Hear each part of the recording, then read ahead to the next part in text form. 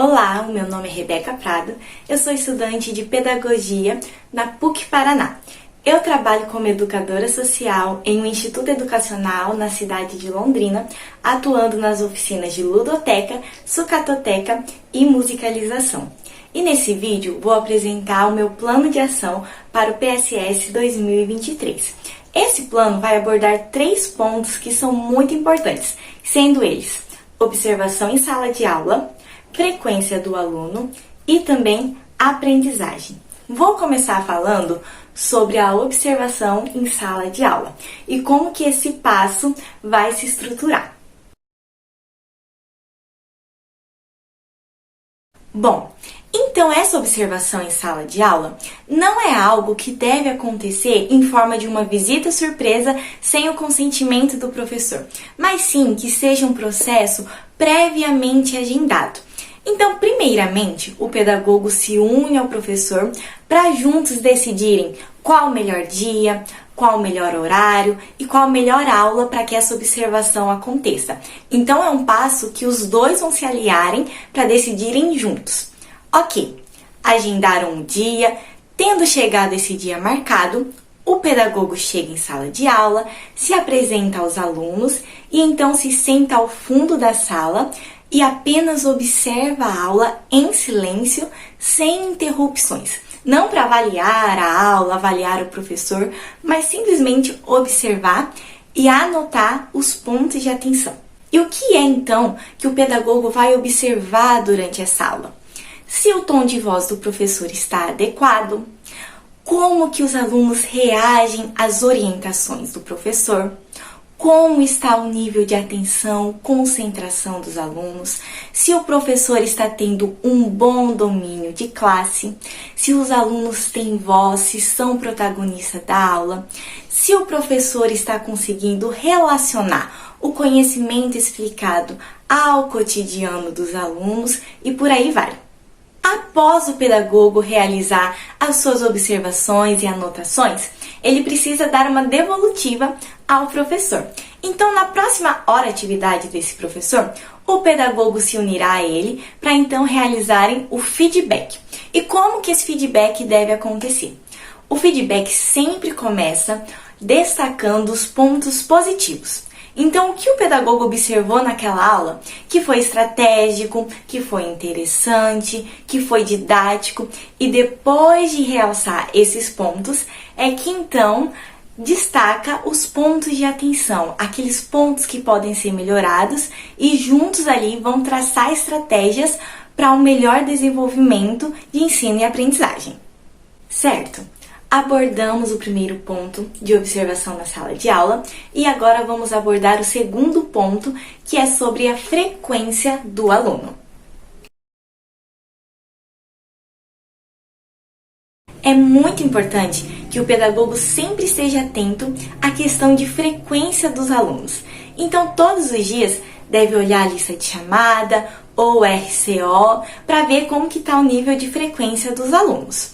Também é importante que mantenha o contato com o professor para ver se esse tem justificativa daquele aluno específico e tudo. Se caso um aluno tiver 5 faltas consecutivas ou 7 alternadas sem justificativas, já é preciso realizar uma busca ativa. E como que vai se estruturar essa busca ativa? O aluno teve lá 5 faltas consecutivas ou 7 alternadas sem nenhuma justificativa. A escola, então, tentará entrar em contato com a família pelo telefone. Ligou uma vez, não houve resposta? Tentamos ligar outra vez. Não havendo resposta em relação às ligações, a escola então vai mandar mensagem de WhatsApp. Porque pode ser que o pai esteja no horário de trabalho, que não se conseguiu atender o telefone naquele momento, então a escola tenta, de uma outra forma, mensagem pelo WhatsApp. Não houve devolutiva dessa mensagem no WhatsApp? A escola então tentará mandar a segunda mensagem de WhatsApp, perguntando se há motivos para essas faltas e também alertando a importância da frequência do aluno na escola.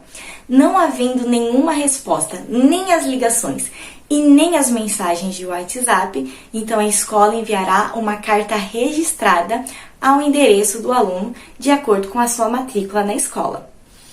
Ok, não teve resposta dos telefonemas, não teve resposta das mensagens do WhatsApp, não teve o retorno do aluno depois de ser enviada a carta registrada. A escola, então, vai inserir esse aluno no SERP, que é o Sistema Educacional da Rede de Proteção, que é atrelado ao Conselho Tutelar. Então, não havendo nenhuma resposta a todas as tentativas na busca ativa, receberá uma visita do Conselho Tutelar, que vai alertar a família sobre a importância do retorno desse aluno para a nossa escola. Muito bem, abordamos a observação na sala de aula, a frequência do aluno e agora nosso último ponto, a aprendizagem.